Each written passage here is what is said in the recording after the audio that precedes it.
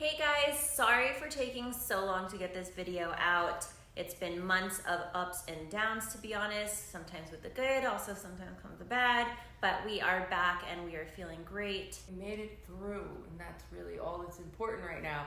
So there is a story to be told here, and we finally put it together for all of you to watch. We will see you back at the end of the video. Hope you enjoy it.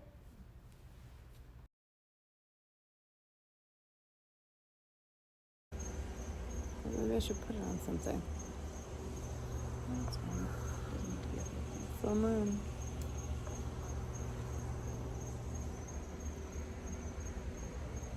It's the last night for the big day tomorrow. Jen is saging herself. Yes, thank you. And also lighting me on fire. Wow. I was gonna say, went out for you. No.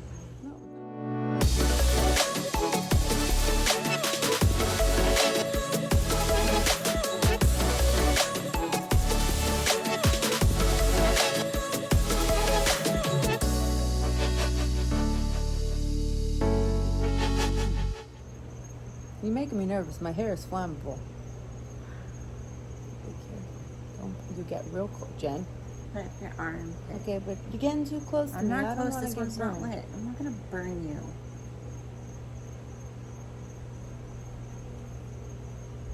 Usually a casualty in your movements, so me thinking you might burn me is not so far-fetched.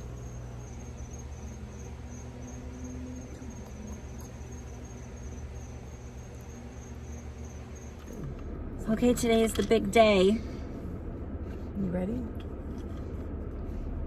Oh, that's in your name.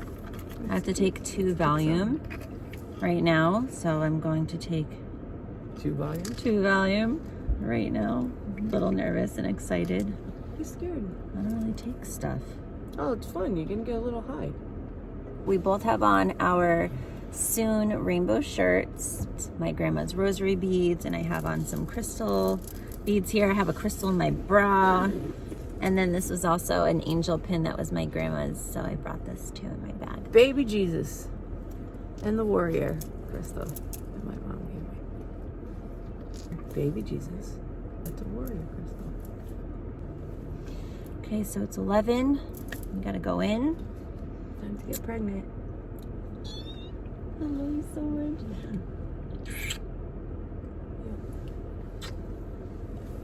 Let's do it. You okay? Do you feel it already? I don't really know. We are. Maybe. We are going. It's like I have pantyhose on my head. We're here. Alright, maybe that's better. I look like a Smurf. Yes, better. You excited? Yes. We're about to be with a child. Wow. It's gonna be good. Let's go.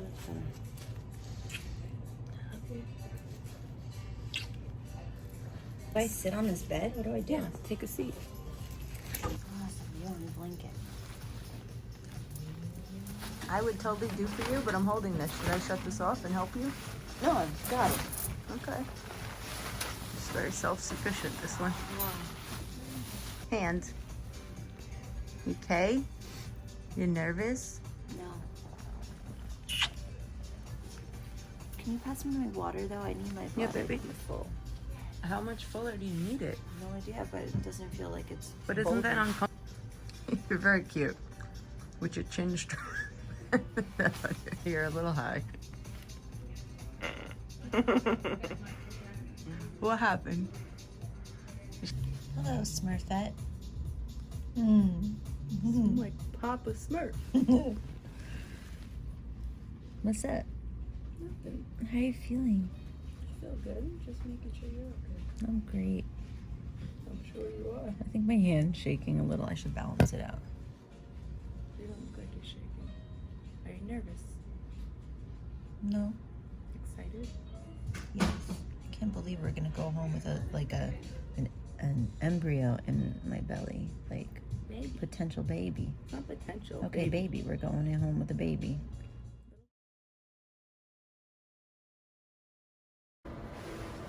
Ready?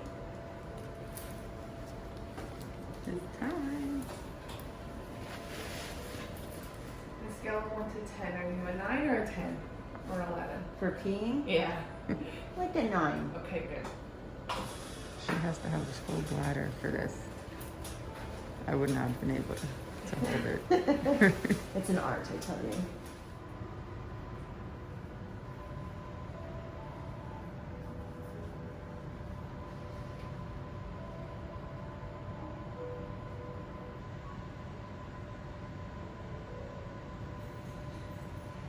We're going to reload it to a different counter because this one's not going to pass the surface.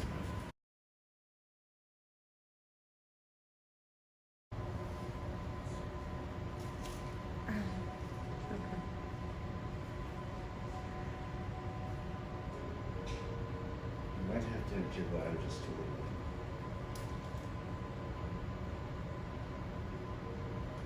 So we're still here waiting to implant Jen with my egg, but she was so worried about her bladder being full that it's too full, so they had to take her out to release, and now they're bringing her back in. So fingers crossed, manifesting all happy, healthy baby, one and done. So yeah, let's go. This is your uterine cavity. That's your endometrium that you usually shed off in your period. And then right there, that white spot is the fluid bubble that has the embryo inside. Oh, okay. So, well, we have officially implanted that guy right there. And that's my baby. She's resting. We did it, guys. Send baby magic, please. My baby. I love you.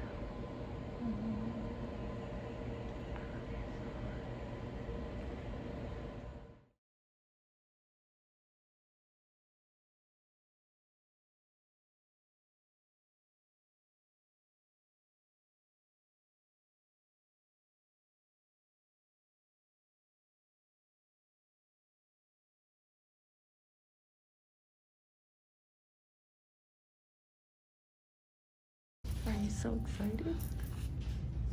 Ultrasound. Oh, I see. Oh, hi. Are you so excited? I'm so excited. know this was today. I love you so much. We thought it was next week. I love you so much. Oh, yeah. I love you so much. You checking? I didn't shave. You know, when this was my turn, I wasn't this like silly. You have to be very serious with your chin strap. Baby. This is a baby, baby. Oh my god. This is so nuts. 1 or 2. Oh my god. I'm good either way. 1 healthy. When do we find out? You can find out as soon as 8 weeks. Oh my god. She's ready. Oh, there we go. It was very zoomed. We're here. Jen's getting her first ultrasound. So excited.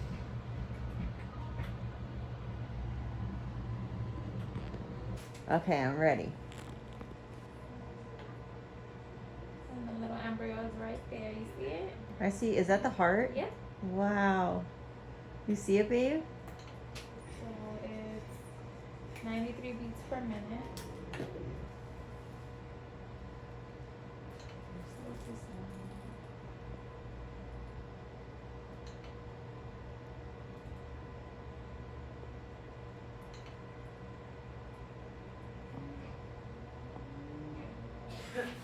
This is our second appointment for our second ultrasound. I think we're like week 7 now. Chin strap. So we're gonna see the baby.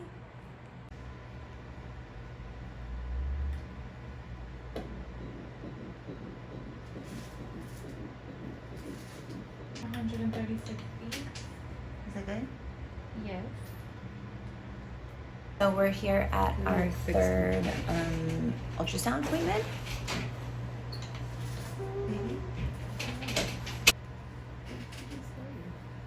there's a baby.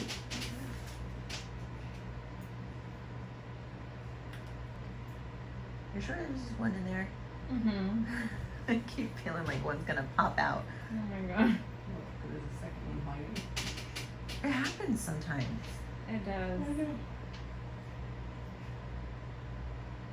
This actually looks like another yolk sac here. That's what. There could be two. I'm looking, I'm like moving around, but I don't know. Like it looks like two little bubble things. Yeah.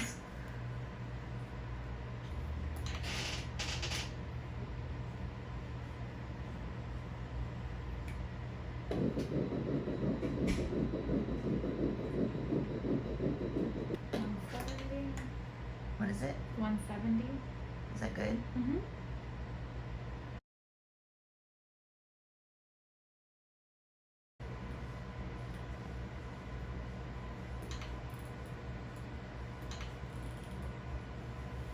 What is that thing?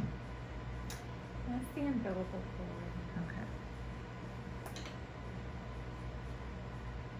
See how it lights up red and then blue? Yep. That's like the vessels, the artery and vein. Cool. So the head would be above the heart, and then the body's at the bottom. See it Okay. moving? Like the Yeah. little two hands here. Do you see? See? Danielle doesn't see it. Oh, is that a hand? Uh-huh. So 8 weeks, 4 days. Is that Okay. right? Okay, the heart. It's 187. That's normal. Okay. See, that's the little foot here. It's cute. That's the foot. I'm sending a picture now.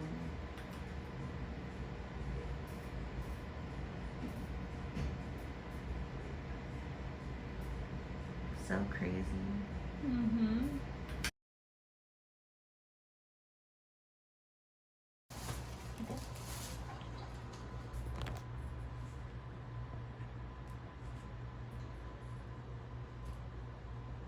Wow. What? Oh, Danielle doesn't know what she's looking at. I Okay. never know what I'm looking Oh, at. look when I laugh, it moves. Okay. The baby here. The head's on the left, right? Uh-huh. All right, I'll note that off. Oh, what part of Jen's body is all the white stuff in the front? This here? Yeah, we're going all the way to the edge. Yeah, that whole Okay, thing. so this whole thing is a uterus. But Right? the openings at the top of the screen or the This? bottom? Yeah. No, that's nothing. This is just the probe, like the Oh. probe. But that's where you enter at the top or the bottom? Like, where's the vagina hole? The I bottom. want to see how much The room between vagina's the up baby here. and the space. So this is the uterus. This is the gestational sac. This is like the endometrium. So that's where you usually shed blood from when you get your menstrual every Okay. month. So this is where it's inside of, and now the baby's inside of its house, which is the gestational sac. This is the yolk sac, this other circle you see, which gives nutrients to the fetus for the first few weeks. And that's it. And then your And the uterus. probe's on the top. Yes. Mhm. The cervix here. I see. That's the opening. So that's where she came in through. So it's like it's Correct. upside down. I like that's what I was Exactly. curious. I like to know how much room in between. Oh, Like how she's much so protection. funny. Look at the arms and the legs. Yeah. Therefore, Arms there there. we got 2 arms, 2 legs. The little leg. Cute. 2 arms, 2 legs. We got a head. I think we're doing all right. So 9 weeks, 6 days. Yep, sounds alright. When do we find out if it's a boy or a girl? 10 weeks. Where's the Little feet heart? here. We got a baby in there. It's so That's the cool. brain. Oh, The ventricles forming. maybe you really should just not do anything for the next 6 months. Just rest, eat. Oh. Feet. Oh, I'm gonna go back to that one sec. Let me just do that. That's in between the legs here. That's your little feet. Yeah, but it's not moving. Are you sure? What? Why are you making me nervous? Because What? I don't see a heartbeat.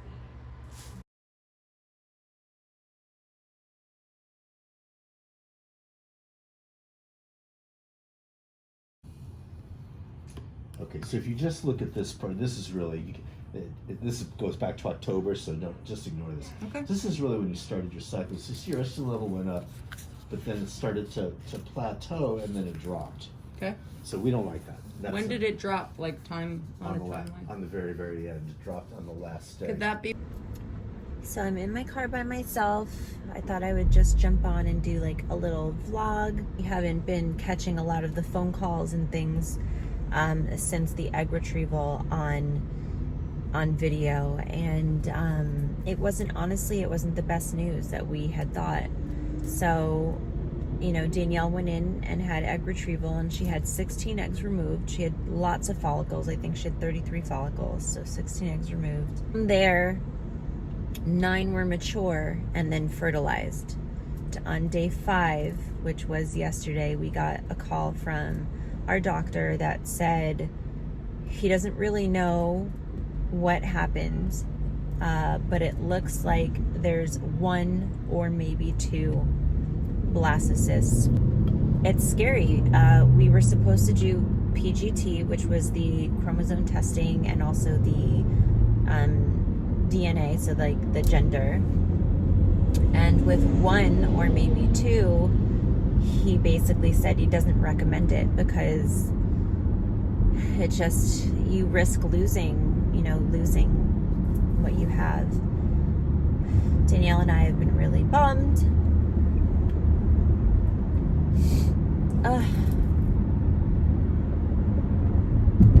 We've been just really bummed because, you know, we had 9 and then it dropped down to 1 or maybe 2.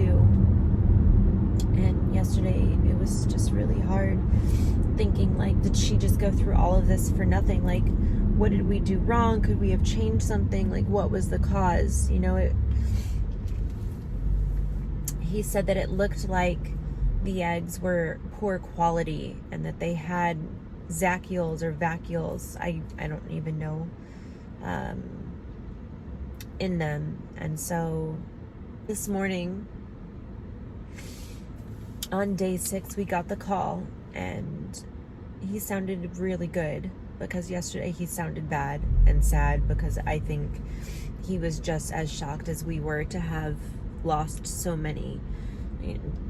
And so today he said we have 1 blastocyst with a grade of 5 AB, which after doing some research is a really good, strong grade. And I know it only takes 1.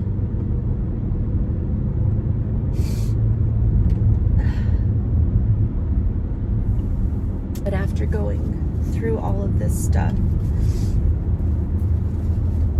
know, and the shots every day for her, and the doctor appointments, and all of this, and, you know, here we are 6 days later and she's still bloated and in pain. To have just 1, it's really scary. We for sure thought we'd have a reserve. So we're staying hopeful now that we have 1 strong blastocyst with a really great grade, and implant date is in the near future. So wish us luck. So it's been 10 weeks today since we found out that the baby no longer had a heartbeat. And it's obviously been a roller coaster of emotions ever since, including a few disastrous events that have taken place, I guess. This is the main reason why we've taken such a break from posting on YouTube. You know, the last video that we had posted was when I started my progesterone shots, and so we had started this video off that we were doing the implant and following week to week to week, and then obviously, you know, for my 10-week visit, we heard the news, and so we took time to really just process what had happened. And in that time, we also got really sick with COVID while I was still technically pregnant. Although the baby had no heartbeat, it had not passed, it was still inside. So it's just been a lot of events moments. And so we didn't want to just stop our IVF journey and sharing our journey with you. At that point, we wanted to also share the not so great moments, because we feel like that's valid and also fair, that we can't just always celebrate the good, but that we also have to celebrate the bad. Yeah, this is real life, but I guess we needed a moment to put it out there. Yeah, it's true. Like, we didn't want to just come on and make other YouTube videos. Like we've thought about, like, we're gonna make videos, like, just we'll continue with the YouTube, but we needed to close this chapter first. So when we got the news on July 15th, you know, we barely had a chance to even mourn all of this and what was going on and how we were feeling, because literally the following weekend I got sick.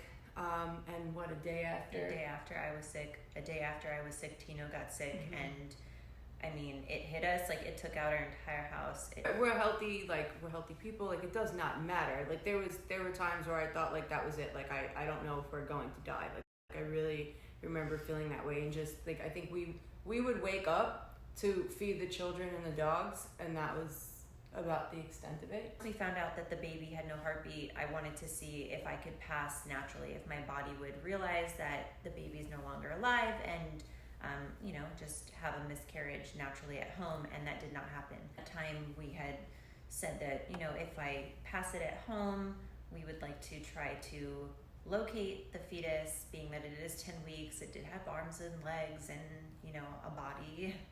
And we wanted to do a ceremony, and we bought a little box and, you know, all of that. And none of that happened. So 2 weeks later, I'm still carrying this fetus, no signs, no spotting, no cramping, no nothing. I was still very much pregnant. And they had suggested that I get a D&C. Now, entering all of this, and mind you, I have 2 children from previous relationship already. I've gone through pregnancy twice. Never in my life have I miscarried, nor did I know what a D&C was. So when we got the news that if you can't pass it naturally, you need to get surgery and go under anesthesia in either an outpatient center or hospital, we were both shocked. I mean, yeah, I thought a miscarriage was that the baby comes out and you bleed and whatever. You had to do the procedure. Like, I don't think we ever thought that you'd have to go under general anesthesia. Like, I thought people do that awake. I don't know, just for whatever the reasons. Yeah, the whole thing was just shocking. Up until our 10-week visit, everything was great. My levels were always great. I never had spotting. The heartbeat was always strong. Like, everything was always perfect. Measuring to date. Wow. Like, the baby measured to the day of my, you know, of our appointment.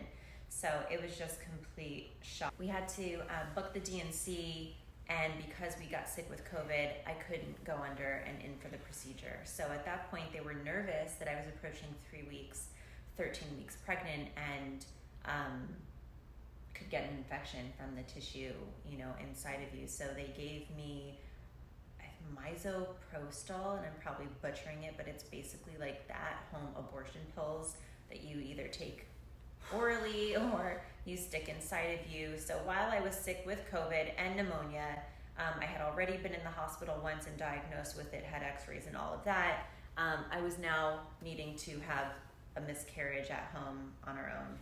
Yeah. So Jen inserted 3 of these pills and waited, and it seemed like nothing was going to happen. Right. I remember at first. I think we decided that we felt good enough that we could both handle what we were about to go through, and we didn't know a time frame either. So put him in, had cramping that afternoon, waited for a while, had cramping that afternoon. Nothing happened. Went to bed, woke up in the morning, still felt fine, contemplated putting in 3 more because they had prescribed me 9.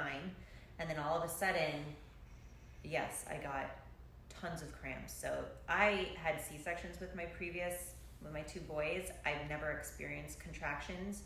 And yeah, this was really bad.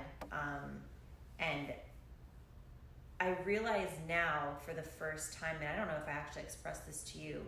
Do you remember when I was like, oh my God, I feel water or blood? And then I looked and I was like, no, it's just water. So that was my water breaking. So I had on a pad. I was laying in bed. We had a wee pad on me and everything. A lot going on. God. Water breaks. All of a sudden the cramping's bad. And I'm like, oh my God, I have to go to the bathroom. I have to push almost. I felt like I had to like push. So Danielle runs with me to the bathroom. And then I'm like, oh my God, I feel like I'm getting dizzy. Give me the laundry basket, right? So she moves the laundry basket in front of me. I lean over on it, and all of a sudden I just felt like, it felt like lemons and limes were just rolling out of me. It was so beyond disgusting, and I'm so sorry if this is TMI, and for anyone who's gone through this knows that it's super traumatizing and nothing can prepare you for what this feels like. But this was like something else. So then once that would go, I would feel like a relief. So then I would, because I was so weak, I was like, I have to go back, I have to lay down. So I'd go back to the bed, Danielle would get me into bed, then I'd have cramps again and feel like I have to push again. So then I'd run back to the bathroom, sit down, lean over the laundry basket so I don't like pass out, because already it's like getting dark, right? And then I'd release a whole bunch of stuff. And then again, I would have that. It was like 5, 6 It times. was literally like 5 consecutive times quick. back and forth. So Yeah. finally I get into bed, I'm like, okay, I feel like, okay, I it's feel done, okay. yeah. Nico, our 8-year-old, knew what was going on. We're very open and honest with the entire process, and he understands it, so he knew that the Well, baby you didn't understand you were bleeding out. No, he knew he he knew you took something at home right. that would He get knew the that baby the out. baby was coming out, and so he had come in to see me, and Danielle was like, all right, I'm gonna go feed the dog, stay here. So Nico came in to see how I was doing, and I felt it again. I felt like I had to push, and I was like, oh my God. So I ran really quickly to the bathroom, and Nico, of course, is curious and like, Mom, are you okay? Like, what's happening? I'm okay, baby. And then I sit down, I'm like, oh no, Nico, please go get Danielle, I'm gonna pass out. And before I knew it, I passed out on the toilet with my pants down. I hit my head on the bidet, which is right next to our toilet. Which we didn't know at the time, but yeah. Yeah, and I split my head open. I haven't even come to because I can't even see at this point. I don't know if my eyes are open and I can't see or if they're closed. But all I know is at one point I saw the floor. We have marble floor, and I remember seeing the floor, and so I must have consciously pushed myself up off the floor, but then flopped over to this mirror that we had in the bathroom, and I was leaning on it, and Nico ran to get Danielle. So this is when she comes. So Nico comes running out, and I'm already like in the living room coming back to check because I heard like something going on. So he's like, Danielle, like, you gotta help, you know, like mom passed out, she hit her head. I'm like, oh my God. So I come in and she has her eyes closed, trying to open them, and she's like shaking but holding on to the mirror, and I could see like all her her weight is supported by the mirror. So I grabbed it and I'm like, oh my God, like, cause we don't even have this hung, like it's just like a floor, like a long floor mirror. I'm like, it's not gonna hold her, the glass is gonna shatter on her head, like this is a problem. There's blood everywhere. I remember like feeling my head because I obviously hit it, and I could tell. Such a bad time.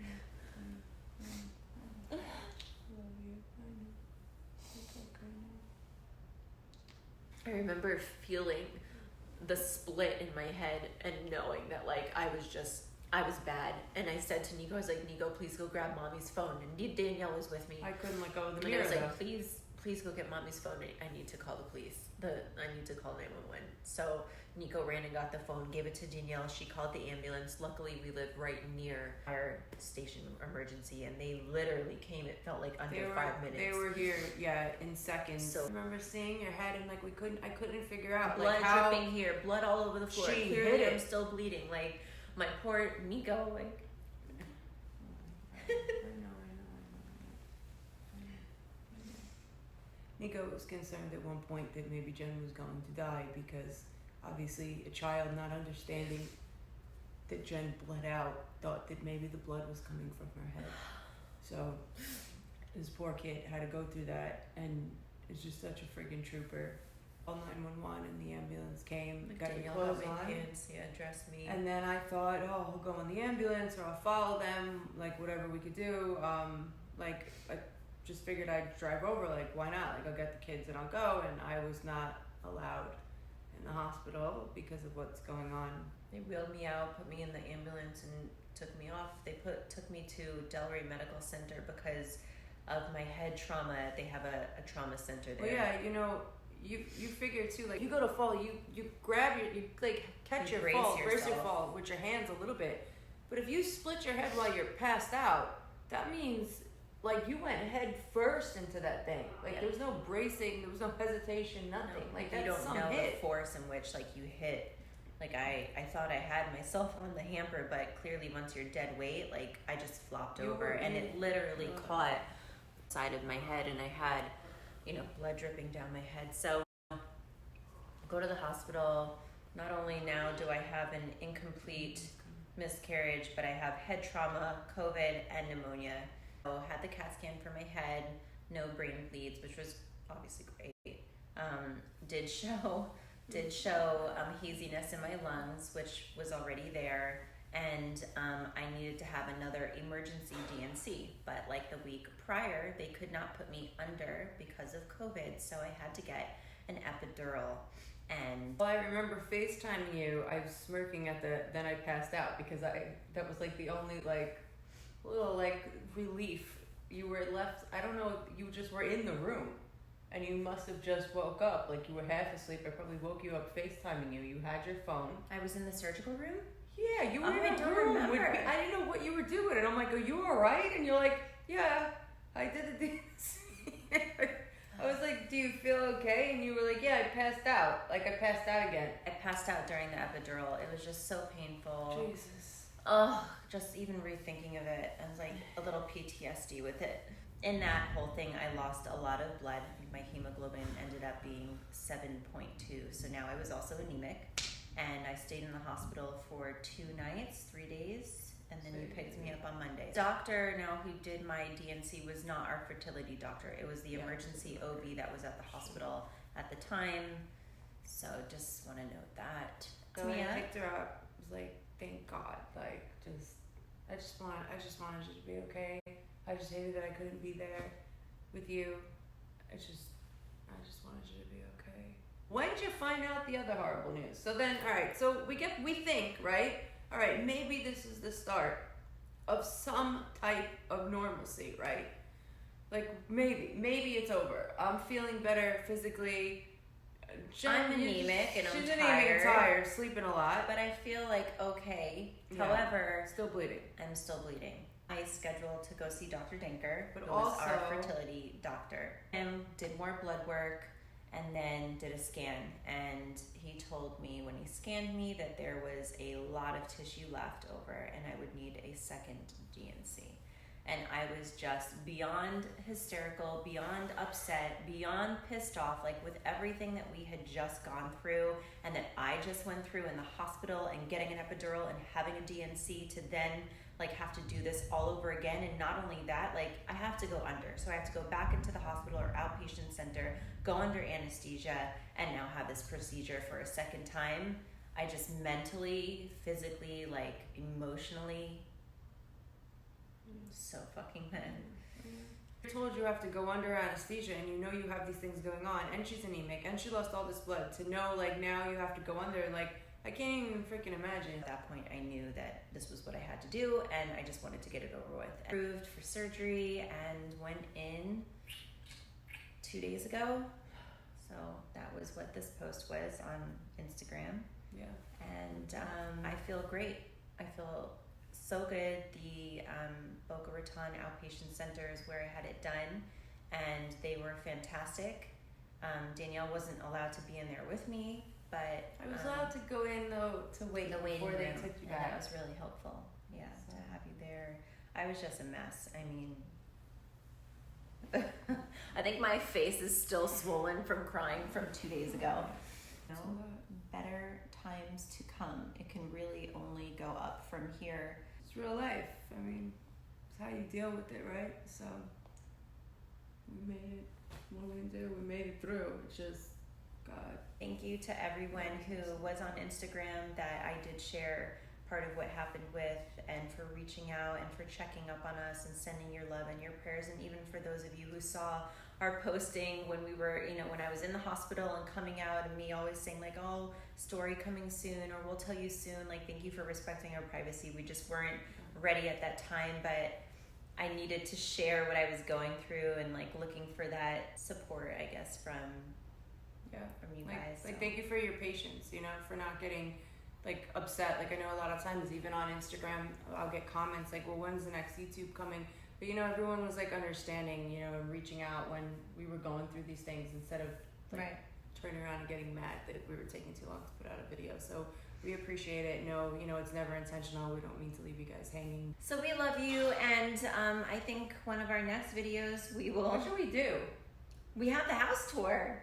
We have our new house tour. We were gonna do a Jen putting makeup on me video. We have lots of stuff that we started filming. We love you. So much love to everyone, always.